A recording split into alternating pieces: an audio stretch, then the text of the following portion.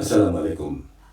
আজ শুক্রবার, পহেলা জ্যৈষ্ঠ, ২৬শে জিলকদ, ১৫ই মে। বাংলাদেশ বেতার সিলেট।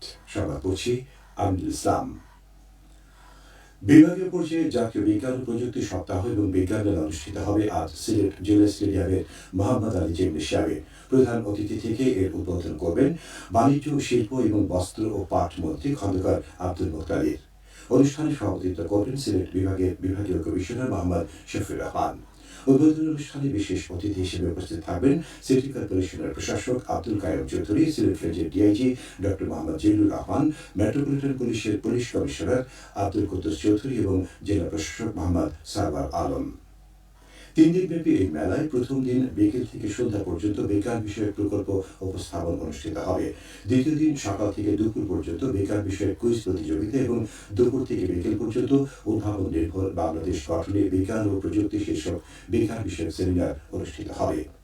এছাড়া তৃতীয় দিন সকাল থেকে দুপুর পর্যন্ত বিজ্ঞান অলিম্পিয়াড এবং বিকেলে সমাপনী ও পুরস্কার বিতরণ অনুষ্ঠানের আয়োজন করা হবে। আন্তর্জাতিক শিক্ষা ক্যালেন্ডারের সাথে সামঞ্জস্য বজায় রাখতে ২০২৭ সালের এইচএসসি, এসএসসি ও সমমান পরীক্ষার সময়সূচিতে বড় ধরনের পরিবর্তনের ঘোষণা দিয়েছে সরকার। ঘোষণা অনুযায়ী ২০২৭ সালের এসএসসি পরীক্ষা আগামী ৭ জানুয়ারি এবং এইচএসসি পরীক্ষা ৬ জুন থেকে শুরু হবে। গতকাল শিক্ষা মন্ত্রণালয়ের সভাকক্ষে সাংবাদিক সম্মেলনে শিক্ষামন্ত্রী ডক্টর আনম ইসলামুল হক মিলন নতুন সময়সূচি ঘোষণা করেন। এসএসসি ও সমমান পরীক্ষা শেষ হবে ৬ ফেব্রুয়ারি। এইচএসসি ও সমমান পরীক্ষা শেষ হবে ১৩ জুলাই। ইতিমধ্যে পরীক্ষার রুটিন চূড়ান্ত করা হয়েছে। সুনামগঞ্জে যোগাযোগ খাতে কয়েকটি প্রকল্পের কাজ এগিয়ে চলেছে।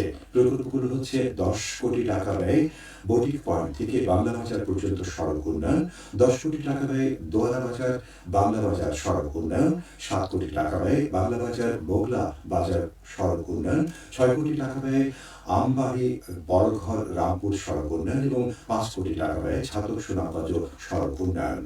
এছাড়া আরো কয়েকটি সড়ক নির্মাণ সহ একাধিক গুরুত্বপূর্ণ প্রকল্প হাতে নেওয়া হয়েছে। এসব প্রকল্প বাস্তবায়িত হলে জনসাধারণের জাতীয় সহজ হওয়ার পাশাপাশি কৃষি, ব্যবসা বাণিজ্য ও অর্থনীতিতেও ইতিবাচক প্রভাব পড়বে বলে আশা করা হচ্ছে। দেশব্যাপী খাল খনন ও বৃক্ষরোপণ কার্যক্রম বাস্তবায়ন সংক্রান্ত মতবিনিময় সভা অনুষ্ঠিত হয়েছে গতকাল সিলেটের জকিগঞ্জে। উপজেলা মিলনায়তনে আয়োজিত সভায় প্রশাসনের কর্মকর্তা, জনপ্রতিনিধি এবং বিভিন্ন সামাজিক ও পরিবেশবাদী সংগঠনের প্রতিনিধিরা অংশ নেন। এ সময় সংশ্লিষ্ট কর্মকর্তারা প্রকল্প বাস্তবায়নে জনগণের সম্পৃক্ততা ও সচেতনতার উপর গুরুত্ব আরোপ করেন।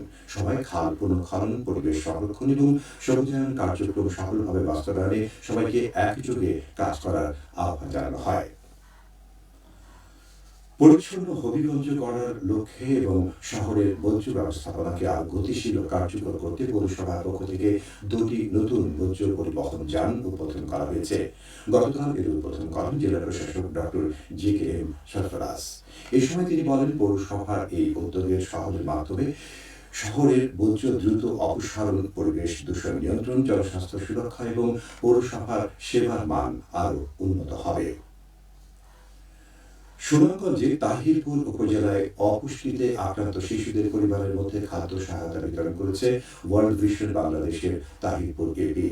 গতকাল উপজেলা সদরের উজান তাহিরপুর সরকারি প্রাথমিক বিদ্যালয় প্রাঙ্গণে এই সহায়তা প্রদান করা হয়। এই সময় তাহিরপুর সদর ইউনিয়নের ৫৭টি পরিবারের মধ্যে খাদ্য সামগ্রী বিতরণ করা হয়। বিতরণ কার্যক্রমের উদ্বোধন করেন তাহিরপুর সদর ইউপি চেয়ারম্যান জনাব আলী। সিলেটের জলাবদ্ধতা ও শুষ্ক মৌসুমের সেচ সংকট সমাধানে খাল পুনঃখনন প্রকল্প হাতে নিয়েছে সরকার। ৭৭৫ কিলোমিটার এই খাল পুনঃখনন প্রকল্পের কাজ যৌথভাবে বাস্তবায়ন করছে বাংলাদেশ কৃষি উন্নয়ন কর্পোরেশন ও পানি উন্নয়ন বোর্ড। প্রকল্পটি বাস্তবায়ন হলে প্রায় ৮,২৫০ হেক্টর জমি নতুন করে সেচের আওতায় আসবে এবং প্রায় ২২,৫০০ হেক্টর এলাকার জলাবদ্ধতা দূর হবে। এবারে শুনুন কৃষি সংবাদ। সুনামগঞ্জে হাওর অঞ্চলে অতিবৃষ্টি ও জলাবদ্ধতায় বোরো ধানের পাশাপাশি ক্ষতিগ্রস্ত হয়েছে মৌসুমী সবজির আবাদ। এতে বাজারে বেড়েছে বিভিন্ন সবজির দাম। তবে প্রতিকূলতার মধ্যেও নতুন উদ্যোগে ঘুরে দাঁড়ানোর চেষ্টা করেছেন কৃষকরা। মাঠ পর্যায়ে কৃষকদের পাশে রয়েছে কৃষি বিভাগও। এই মৌসুমে হাওড় অঞ্চলের কৃষকরা নানা ধরনের সবজির আবাদ করেন, কিন্তু অতিবৃষ্টি ও জলাবদ্ধতার কারণে অনেক জমিতে গাছের গোড়ায় পচন ধরায় এবং তীব্র রোদে অনেক গাছ নষ্ট হয়ে যায়। অতিবৃষ্টির পাশাপাশি শিলাবৃষ্টিতে সবজি ক্ষেতের ব্যাপক ক্ষতি হয়েছে। সবশেষে আবহাওয়া। আজ বেলা ১টা পর্যন্ত পূর্বাভাসে বলা হয়েছে সিলেট ও পার্শ্ববর্তী এলাকায় পশ্চিম উত্তর পশ্চিম দিক থেকে অস্থায়ীভাবে ঘন্টায় সর্বোচ্চ ৬০ কিলোমিটার বেগে ঝোড়ো হাওয়া বয়ে যেতে পারে। সেই সঙ্গে হতে পারে বৃষ্টি অথবা বজ্রসহ বৃষ্টিপাত। এসব এলাকার নদীবন্দর সমূহকে ১ নম্বর সতর্কতা সংকেত দেখিয়ে যেতে বলা হয়েছে। আজ সিলেটে সূর্যোদয় হয়েছে ৫টা ৮ মিনিটে এবং সূর্য অস্ত যাবে সন্ধ্যে ৬টা ২৯ মিনিটে। সংবাদ শেষ হলো। পরবর্তী স্থানীয় সংবাদ প্রচারিত হবে দুপুর ১টা ৫ মিনিটে।